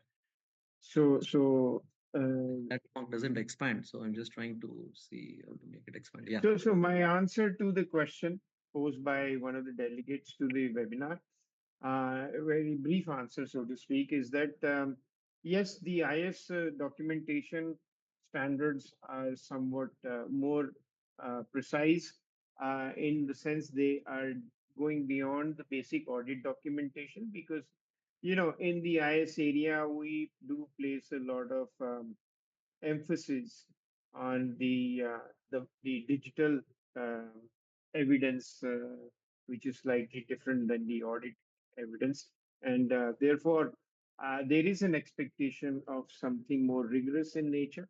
And I'll let Vidal sir also give his point of view on that. Yeah, I think the very important point, sir, that you touched is the inherent nature of digital evidence. We have to understand a copy of an email is not as good as an email in the court of law. So we need to understand that while we are not doing a forensic audit here, but we need to also understand there has to be reasonable authenticity attached to the evidence. Evidence, as we already know, is different defined under various acts, and we already have the BSA now, the Bharatiya Sakshya Adhiniyam, which also talks about the qualities of an evidence. So we need to keep in mind that at least our evidence should meet the common grounds of authenticity, and therefore it requires how you are picking that evidence, how you are saving them, where are you saving them, how do you I have seen that, in my earlier life as information system auditor, when we started, I can tell you that we were gathering a lot of evidence, but we didn't even name them properly, and that was the biggest mistake that we did. And subsequently, we realized. So therefore, the naming conventions, how do you number them? How do you agree with? Because today organizations may not part with evidence, which you call as important. So they would say no, and in fact, the DPDPA could itself stand in the way of saying that we can't share this information with you. So therefore, I think when it comes to evidencing, it's a double-edged sword. You collect it, you keep it, you have your huge responsibilities coming along with that, and you don't collect it, you are obviously at somewhere at a loss. That subsequently, when you're called upon to really provide authentication of what you did, it may become a problem. So yes, I think evidence forms a very important aspect which supports your conclusion. Thank you, sir. Next one, Ankur.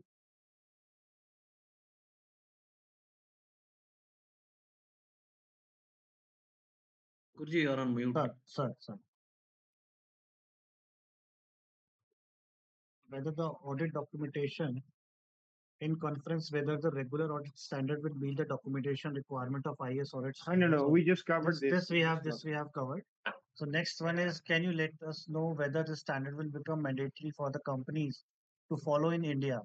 Today, auditors with CISA also audit, and how this will be different when it comes to mandatory audits. Well, I don't think there is a distinction made when issuing these standards that they apply to only few companies or certain set of companies or what. So if they basically apply to professionals, okay, they don't necessarily apply to any particular company. So if I am a professional, a CA, and I am doing an engagement that requires me to follow the standards, then they apply to me as part of my audit, given basically driven by the mandate given to me by the assurance user. So companies don't necessarily come into play like that. That's my answer. Yeah, I think I completely support that. So it's more of the performance by the professional. And here it is very clear. It applies to chartered accountants doing information systems audit. And we already seen what classes of information system audit comes in here. So irrespective of what kind of organization, this is generally not covered. But yes, I would think that an organization, when they're appointing an auditor, can stipulate saying that you shall perform your audit according to these standards. That is very much open, and that can bring tremendous amount of benchmarking capabilities and reliability and usefulness of the audit report is what I think. On the second part of your question, if I can answer that, CISA also is an audit, we have auditors, etc., etc. Well, I think these are, qualifications or certifications individual assess. There is nothing wrong, in your having all these certifications as such. And yes, earlier, if you see, if you are intended to really provide professional information systems audit services, obviously you will use pathways like DISA to really make your skills. If you really look at whether CISA or DISA, it's all depending upon how we learn, how we put our experience together. No, none of them teaches you hands-on. In fact, even though when I'm saying that the new DISA 4.0 is going to be significantly hands-on, that is coming to be. But then let me also tell you that and any regulator can mandate saying that the audit shall be performed based upon these standards. It's very well can happen to the future. And let me tell you, when it comes to the information systems audit standards, they hold a legality under the Indian Constitution, because as you know, it is coming from the regulator of this profession. So therefore, they obviously are on a higher acceptability pedestal as regards the legal framework. So that's my thinking. So when you are using an international standard, nobody stops you from using an international standard. But all said and done, when a standard comes from your own regulated entity, obviously a regulating entity, you obviously have much more safer wicket on which you are. That's my take. Maybe Harish sir, you want to add your views on that? No. I think that answers it. I think the last question is also directed to you only, Vital sir.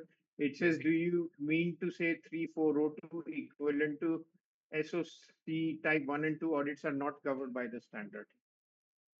No, if you really see, we had one section on attestation engagements. It's very much covered. There is no doubt about it. Yeah, But at the same that's what. time, yeah, but at the same time, let us please also remind ourselves that the SOC 1, SOC 2 of the AICP are also modeled on the IASB standards, if you see. And that is where, if you see, Institute has adopted fully the SAE 3402 as the pathway for this, and that provides a larger ground to accommodate all the kind of assurances. In fact, I often wonder why organizations which are providing services to other organizations, which both of them domiciled in India, should be using some other standard than the one institute standard. I think that is where I think we practitioners have to also evaluate this and see, where we stand with regard to that, and educate our clients to say that this provides a reasonable framework. Let us please understand this is very much within the legal framework of our country. Okay. So that's all from my side, Ankur. Right, sir. So no more questions. So thank you, sir. Thank you very much. So as we come to the close of today's webinar on decoding the 100 series of information systems audit standard, we would like to express our sincere gratitude to everyone who contributed in making the session meaningful and successful. Our special thanks to our eminent speakers, Harish sir and Vittal sir, for their excellent deliberations and for explaining the 100 series of ICES in a practical, structured, and insightful manner. We would also like to thank all the members and participants who have joined today's webinar in large numbers. Your active participation reflects the profession's commitment to continuous learning and future ready practice. DAB will continue to organize the standard series for the benefit of the member. Today, we have successfully concluded the webinar on 100 series of ICES. And a few weeks back, we had also conducted a session on 100 series of forensic accounting and investigation standards, FAIs.